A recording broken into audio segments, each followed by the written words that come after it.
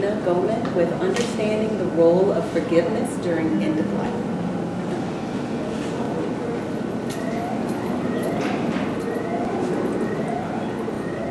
Please forgive me. I forgive you. I love you. Thank you. After more than 2.5 decades of caring for palliative and hospice patients, Dr. Ira Bayek found that these 4 phrases represent what dying patients and their family members believe to be the 4 most important topics to communicate about at the end of life. Death ends life, but not relationships.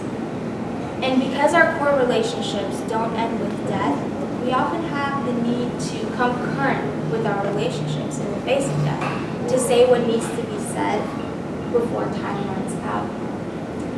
And yet, though seeking and granting forgiveness are 2 of the more important things to communicate about at the end of life, research shows that it is incredibly difficult to communicate about forgiveness in this setting.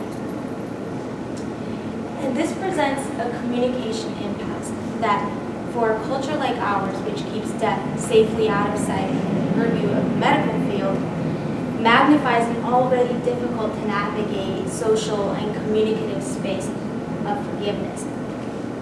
And so my research looks at what role forgiveness plays in the end of life.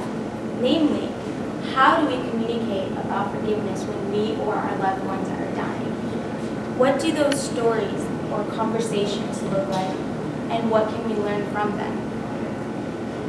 A significant contributing factor to this communicative barrier to forgiveness is that people have an inability to imagine that there is a potential healthy outcome to the end of a severely fractured and painful relationship. And so stories about forgiveness are needed because stories expand our imagination. And when we listen to the stories of other people who, perhaps beyond all odds and expectations, found a way to mend a deeply fractured relationship, we can expand what we imagine is possible for our own lives. Thank you.